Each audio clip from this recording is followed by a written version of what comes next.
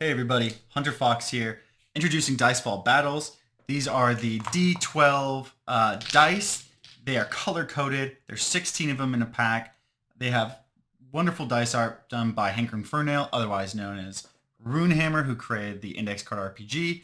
And just a shout out to my friend Ollie Hosegood, who did the cover to this beautiful box. Now, these are also little beauties, and what they do is they generate a random terrain, a random battlefield for your tabletop role-playing game of choice, or even your war game. So let's just go ahead. We're going to get started. I'm going to show you how these work. By the way, these are prototype dice and a prototype box. The current dice are in the manufacturing process, and they should be done on June 20th, which I think will be in a time machine type situation because that is tomorrow for me, in the past for you. Now, if you don't understand what the dice symbols mean, luckily there's a great legend that kind of indicates what they mean, but they're easy to infer. They're designed to work together and to be easy to read, and just so you can quickly generate a map on the fly. And they use a DICEFALL mechanic. So I'm just going to drop these. Okay, so this isn't too loud. Let's get a little spread. Man, that yellow die loves going off to the corner. These ones didn't spread as much as I would like, so what I'm going to do instead is the ones that are kind of bunched up here, I'm going to re-grab them, and I'm going to split them up and just roll them around. Oh, this one over here, just drag it in. Cool. We also have another one off screen right here. There we go. So first thing I'm going to do is I'm going to look at elevation dice. What we have here is a hill. We also have the curve of a river. So I like the idea that the hill is influencing the curve of these water dice, the blue dice. So what I'm going to do is I'm going to hunt down my black marker. Okay, we good. And I'm going to draw the shape of the hill first. So if this is the river and it's influencing the shape of the flow of the water, I'm just going to kind of draw the hill pretty large.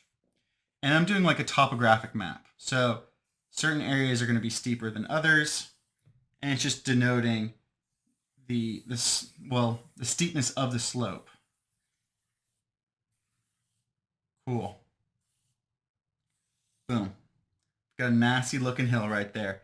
It just needs to be legible for me as the game master. I'm going to remove this die, put it off to the side. Next thing I'm going to do is grab another marker. What we have here is not just river icons, but we have rapids. So this is a steep body of water, and it's emptying out into a shallow pool. So let's go ahead.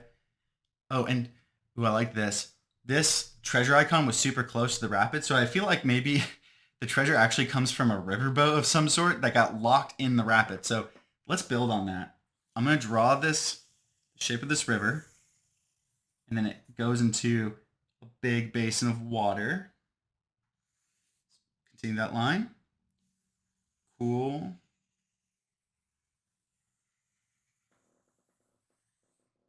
Awesome. And to denote that this is a rapid, I like to take a black marker, draw a bunch of kind of rocks in it, because that's how in my mind's eye, that's what I see when I think of rapids. It's not only fast water, but just tons of rocks to make it so violent. So I'm just drawing tons of rocks. And because the treasure is right here, I'm going to draw like a bunch of rocks. Cool. And let's go ahead. Let's remove these dice, the blue dice at least. Pop those off to the side. And I'm going to just solidify these rocks with a little bit of squiggles.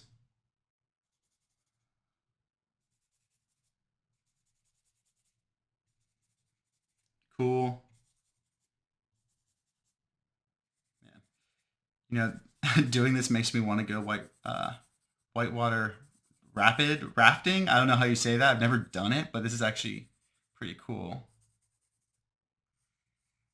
These dice, because they're a wild set, they actually make me want to go outside and go do things. Which I'm like, wow. Usually I'm anathema to it. So I'm going to go ahead, draw the flow of this river with some just squiggles to denote the current. Some of the squiggles moving between the rocks. Gosh, that doesn't look violent, but That's what we have. And then because it's a shallow body of water, instead of doing squiggles, because there's not really a current, I'm just going to draw some, I call them little dorsal fins, but they're little waves. They say, what's up? We a water.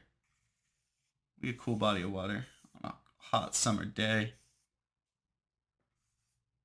I'm just going to kind of line the rim. There we go. So we have our rapids.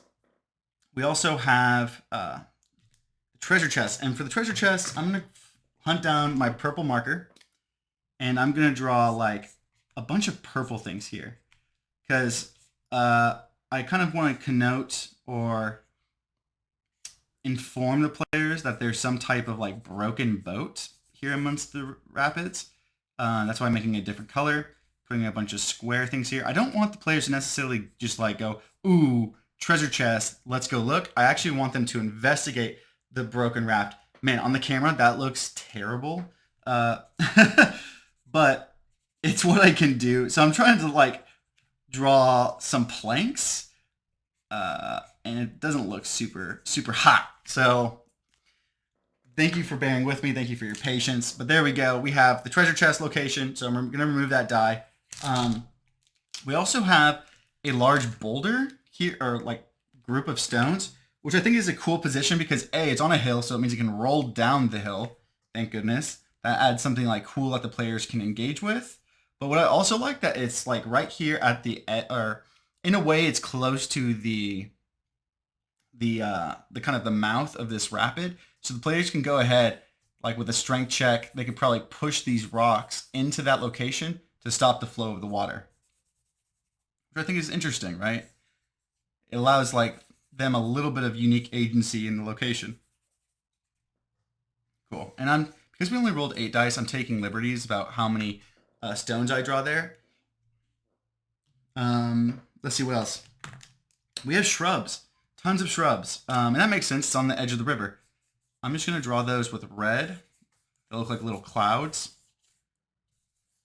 This is good for like maybe ambushing somebody who's trying to cross the river.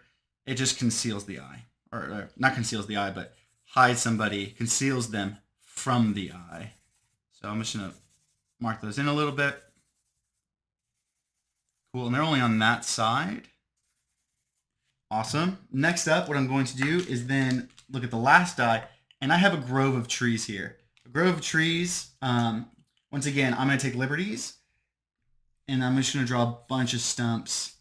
Well, the trunks of the tree. I'm going to draw the trunks of the tree, and these are just going to inform the player that there is a large grouping of trees here. And I'm always using different colors because it's just easier for legibility's sake for the players. That way I don't have to repeat myself that the green circles are indeed trunks to trees.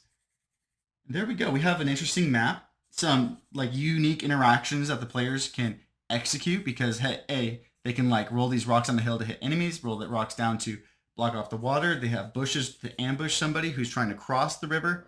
They also have this boat, broken, shattered raft/boat in the rapids, which I think is kind of a cool idea because even if the players don't investigate it, they might like use it as a lure to lure somebody into this open environment where there is no like cover, draw them towards this, try to get them into the water, and then open fire from the bushes.